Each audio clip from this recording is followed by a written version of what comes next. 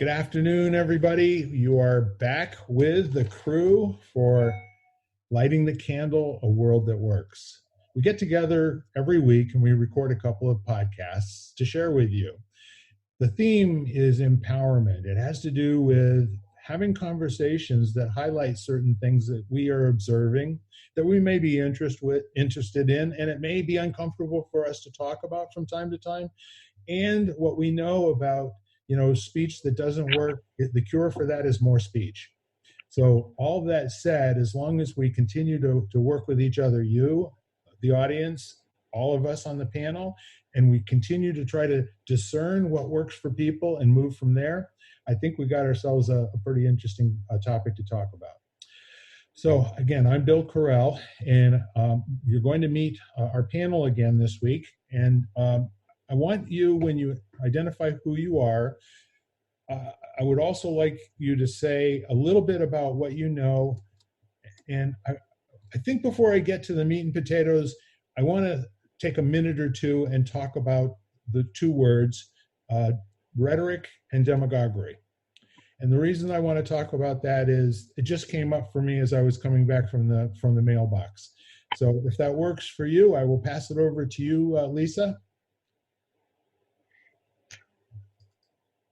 Okay, I am Lisa. I was just thinking about your words, and perhaps after I am been in the media background my whole life, and recently started a co-published a magazine called Epic, Empowering People, Inspiring Community, and it's spirituality, health, and sustainability, which are three topics I am passionate about. And first, I think I would like your definition of those two so that I could balance my opinion based on what angle you're coming from. Again, the two words are very important that I not tell you what I think first, so that whatever you have to say about it will be fresh and it'll be your opinion if that works for you. They are definable. We probably could have our resident poetic researcher look them up for us, and we could start with that.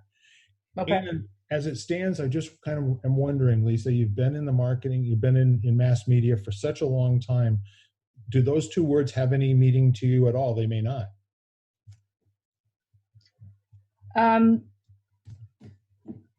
Nothing comes to me right off the top of my head, so I'd rather. That's fair. Thank you. Anything else that you want to say? No, I'm interested to see what plays out with those words. I am too. Ken, how about you? Well, actually, it's kind of interesting. So, where my mind went was, is it rhetoric, and is this someone serving the role of a demagogue, or is that the way I'm perceiving it based on how I'm receiving this information? Like, how does it contrast against what I believe in my values? So, because, especially for the idea of demagoguery, as far as, it's usually like you're playing off, feelings and ignorance and rallying, that's kind of, at least my understanding of the definition.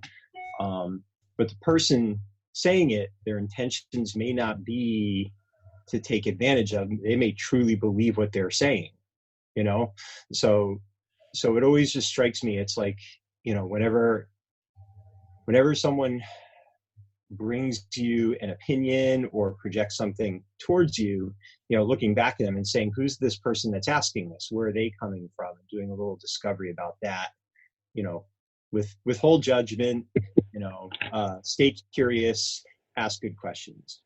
So that's kind of where I went. It's not much of an answer, but it was more just, that's what I got for now. I think it's a terrific answer. It's what you got, right? Yep. Vanessa, how about you? Yeah, hi everyone. So Vanessa S. Lewis. I'm a freelance writer and a marketing copywriter. Who helps our clients and prospects keep in touch with their prospects and clients and customers, but also a curious person. And sometimes that gets me into trouble, having curiosity. Um, so, and I enjoy having conversation, stimulating conversation with great people, and I hope to uncover a bit of truth along the way. That's pretty much the introduction that I use whenever I come onto this podcast. The words that you gave here, you just want to give our experience of them. To be honest with you, the other word, demagoguery, I don't think I've heard of it, but I certainly haven't used it very often. Did I even say that right? You did great. Okay. A for effort there. And then, but rhetoric. So I heard you say that there's a resident panelist, researcher, nerdy kind of girl. No, you didn't say nerdy kind of girl. I'm throwing that in there. I think you were talking about me. I think it was implicit, yes. We're glad to look it up for everyone. So I did that. I'm sure plenty of people that are listening would know what rhetoric means. But I'm just going to go ahead and define it for us here. Okay, so what I'm seeing here on just a basic Google pulling up is a rhetoric is the art of effective or persuasive speaking or writing, especially the use of figures or of speech and other compositional techniques. And some synonyms are eloquence, delivery, diction, expression, the way with our words, the command of language. And then the second definition is it can be a language designed to have a persuasive or impressive effect on its audience, but often regarded as lacking in sincerity or meaningful content. So it can be Yes. portentousness, pomposity, boastfulness, bragging, and some other big words which I'd rather not pronounce right now. Well, bombastic. That's a pretty cool word. Actually. That's a great word for that. So that's it. I mean, I think it's a good time for you to be bringing that word up because we're in the last few weeks before elections and not about to get political with you guys or with the listeners, but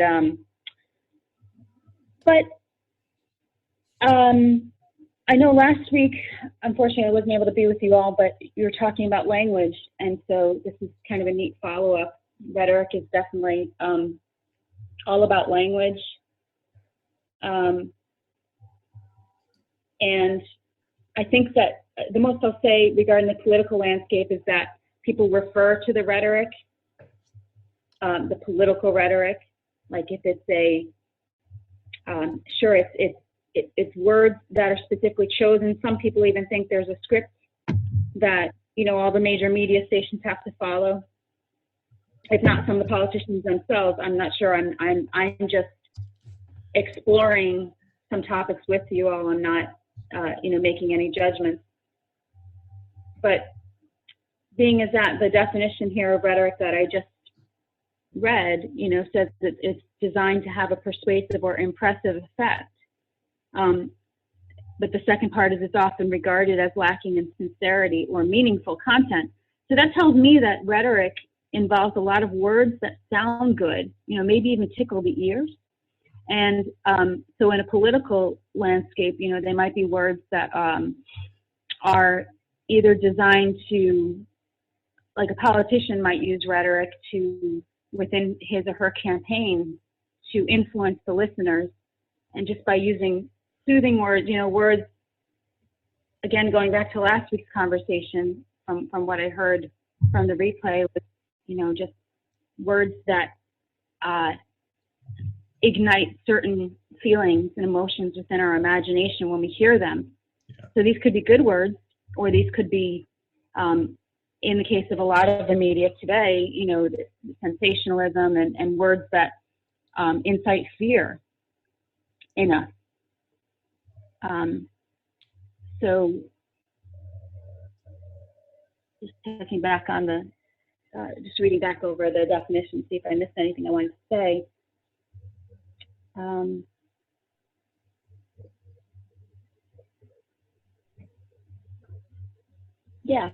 No, that's what I'll say.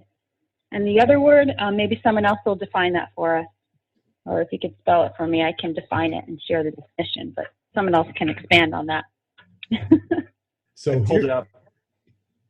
Have you got it? Do you want to read us Yeah. the definition, Ken? Okay, So let's thanks. see. So I've got a leader who obtains power by means of impassioned appeals to the emotions and prejudices of the populace. A leader of the common people in ancient times, to speak about like an issue, for example, in the manner of a demagogue. So, and then if you look at, there's some other definitions like through Wikipedia where it's like they use the term rabble rouser, gains popularity in a democracy by exploiting emotions, prejudice, and ignorance to arouse the common people against elites, whipping up the passions of the crowd and shutting down reasoned deliberation. So that gives you, more the dictionary and then more like the cultural perspective on that word. Awesome. Anything else to say, Vanessa? No, that's all I got. I look forward to hearing what you have to say, Bill. Well, I will jump in, and essentially, I was originally thinking about, why don't we talk about trust? What's the other word we were going to talk about, Vanessa? What did you have here? Distinguishing trust and intimacy as a community. Intimacy was the other word, though. Exactly. So the whole thought here is that the antithesis for me, if we're talking about one-to-one, or we're talking about starting with our self first as a way of being, and then how we conduct ourselves in the world and how we process information for ourselves, that's all well and good. One of the things we talked about last week was, how do we take that from an individual awareness or an individual set of trainings or an individual just being able to have a conversation about what if what you hear isn't the truth, it's just what you hear. And we're all going to hear what we hear as a result of an accident with who we hang around with, what we listen to, what we read, whatever it seems to be the most important thing for us to look at right now. So the opposite of trust and intimacy when we're talking about a community phenomenon is, how do you create trust and intimacy? Well, I'm thinking back in terms of the Roman Senate, 2,000-3,000 years ago, whenever that took place, how the votes were swayed in the Senate. They had their clans and they had their alliances and they had all the rest of this, but it was the demagogue's goal to make the people who disagreed with him or her, and then in those days it was mostly hymns, but to get whoever disagreed to look bad in their disagreement, or to look like they weren't completely informed. So the manner of speaking was one that was at an emotional level, and when said enough times, it's no longer an emotional level, it's what's so. Does that make sense?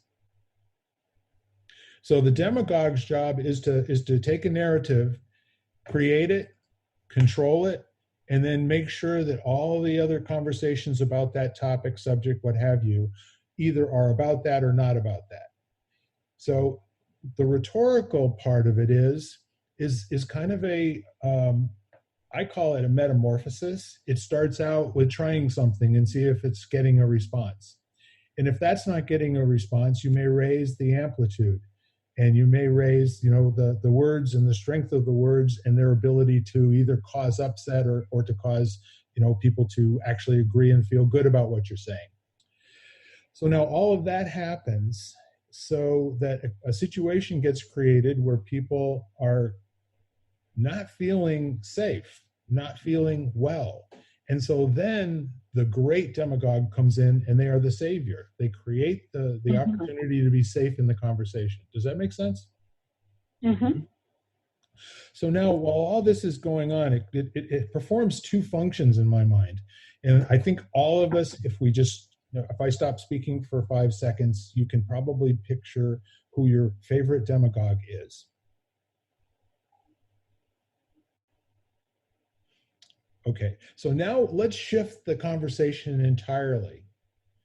Let's talk about whether or not community speeches, community media, community, all of those things, are they in the trust building business? Are they in the intimacy building business?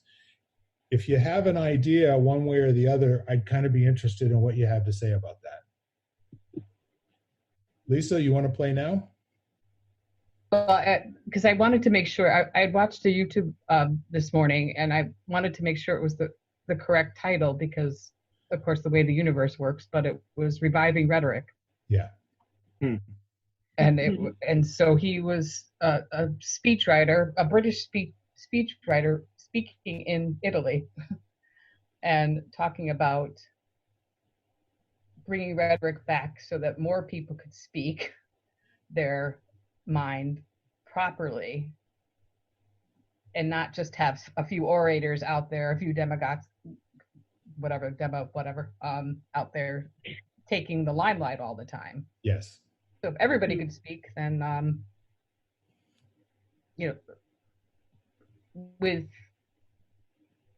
with their own authority, and make their point clearly, and not back down, I think, that would be, like we were talking about language last week, that would be one of the better ways for people to listen and respond instead of reacting. And that way, I think more conversations could be had, which is what we've talked about before. Yes. And then that comes back to bringing that kind of thing back to education, which we've all talked about too before, which is one of the key ingredients to making the world a better place. So I thought that was an interesting way the universe brought that video to me. But he had the 5 or 6 key elements of popular rhetoric, from the beginning of man, and I have them down. I have them on my phone. If somebody wants to, we could bring them up. But there's definitely patterns that people use in speaking to people that they know will get attention. Yes.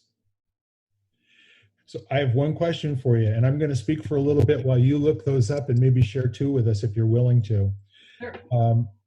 I'm going to go out on a limb here and say that there are people who present facts, they're factual leaders, and or what they speak about is verifiable, and you can go back and you can test it, and it's backed up by something other than the words that they're using. Yeah. Demagogues rarely use words that mean anything that you can go back and trace. Like, for instance, somebody said once, "The only thing there is to fear is fear itself." Now, that still resonates, doesn't it? Mm-hmm. You don't have to give any examples of what fear is, or you've clearly identified something that now is palpable and it has weight and mass, and it is something that each one of us has had prior experience with. You can give me a nod when you've found what you're looking for, Shelley. Oh, sure. All right. I mean, there's 6 simple points. Yeah. Persuasive speech writing, and they're to get breathless when you're making your statements, and you say the statements 3 times, so people pick up on that energy. Yeah. To repeat 3 times, to balance things in 3s, to use metaphor, which is what people throughout history have always done, to use exaggeration, and to use rhyme are 6 of the most. So it's and not to say that anybody that is a speechwriter is definitely not always obviously going with facts. It's emotion. Yeah. I think that's brilliant. I really do, because it actually allows people to start listening differently. I mean, I know I will, in this moment. It's no longer a question of what am I hearing and do I agree with it? And Ken, I'm going to pivot to you, because you've been posting on Facebook it's like more words than I've seen you string together at one time since I've known you in 5 or 6 years. And part of what you've been talking about is this whole idea of, because words are invisible, words are not only being sent as something and received as something, oftentimes it's not the same.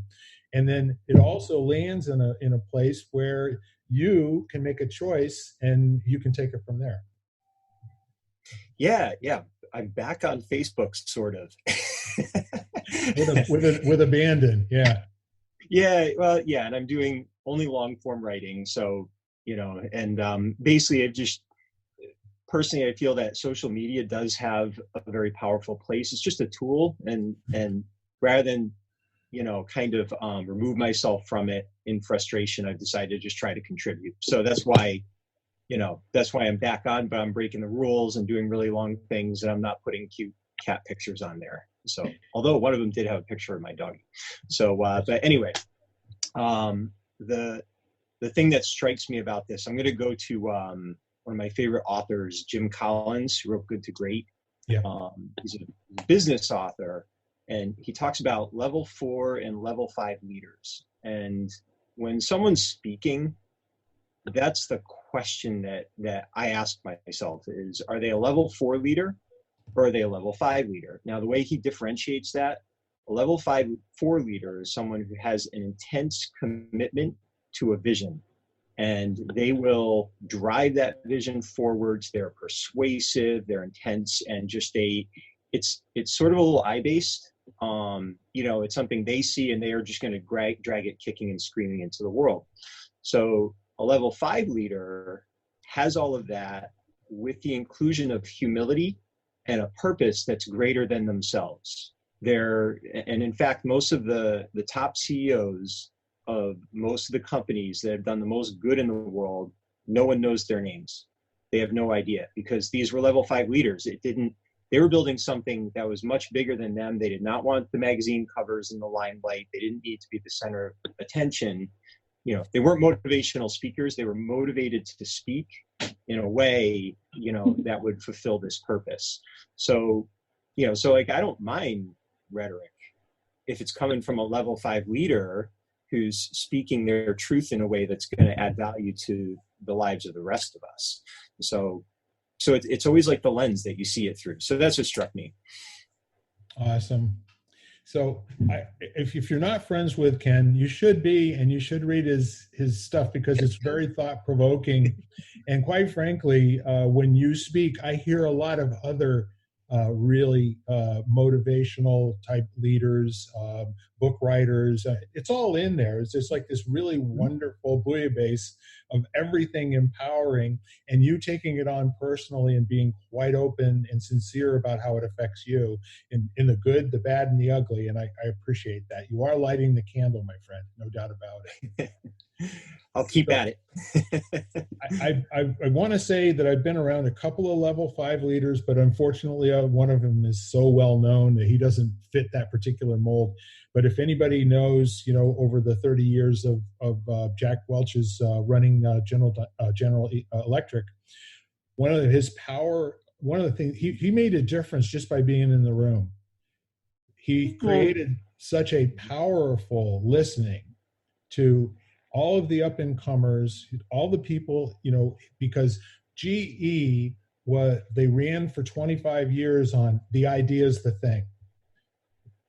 The team that creates the ideas and brings it to fruition and then executes the ideas, that's what the goal is. So rarely did he ever tell anybody what to do. I mean, you had very powerful presidents of subsidiary corporations, large corporations that we all know the names of. And he would sit in a meeting, and at the end of it, they would ask him to speak. And he would say, in terms of what we're talking about, other things equal, I would always side with loyalty, or something of that nature. And that was him saying, you have both the rope to make yourself a rope ladder or to hang yourself. I really hope you make a rope ladder. And it worked for many, many years. Vanessa. I like what you just said, Bill. And many years ago now, I mean, I've always heard and it referred to that Jack Welch was a great leader. And he is deceased now. Is that right? Yeah, I think he passed in like 2014 or something, but don't quote me on that. Yeah. Yeah, and so many years ago, I don't remember the title of it now, but I remember reading one of his books, and yeah, very very interesting way of leading the company, and he brought it to the level where GE is today, I think so. But as you were talking, though, they say we can't multitask. So I was listening to what you were saying, Bill, and then I was kind of reading over Ken's writing here, so kind of interesting. And okay, so all right, I'm going to shift a little bit for a minute because I'm thinking from a marketing from a copywriter's perspective, just what gets our attention. And so I'm just thinking about how, there's so much noise on all of our social media channels. So, for example, I'll talk about Facebook. Like, I like what Ken's done on Facebook here. And if you need me to get back on track, Bill, just call out, just let me know. I'm going to make a recommendation because we're getting close to the top of the half hour. Yep. How about we kind of hold for that and let's open with you on the other side. Does that make sense? Okay, sounds great. So having said that, would you like to say goodbye to all of our friends, please? Okay, bye everyone. Hope to see you on the other side. Thanks for listening today. Okay, Lisa? I just want to say goodbye, and I'll end with amen, aho, and ashe. Very nice. Mr. Ken. So I'll end by sharing one more thing that I think adds value to the Jack Welch conversation. He came up within the company. He was not an outside savior, this big, hire, flashy CEO that came in. He grew up in the company. He understood it. He worked his way up. And that is one of the things that made him such a compelling leader from reading him as far as I'm concerned. So it's interesting how we're all attracted to the person who says, here I come, I will rescue you, I will save you, when usually it's the acre of diamonds, it's the gem right in our own backyard that's, going to add the most value. So I will leave us with that thought. That's a great last thought. And I will tag on to that. I think if you look up who the current CEO of Walmart is, it's a very similar story. I believe that gentleman started off unloading trucks at Walmart, and he's now the CEO of the company. So all of that said, see, everything I say is verifiable. I'm either right or I'm wrong. And either way, I just want you to appreciate we're here to get you to open your mind up and think. And the thinking we're talking about, and I don't know, I believe that a mind like a parachute works best when it's open. And so we'll leave it with that. Thank you all for tuning in, and we will see you again on the other side. Thank you for joining us. You've been listening to Lighting the Candle, A World That Works, part of the Exvadio Podcast Network.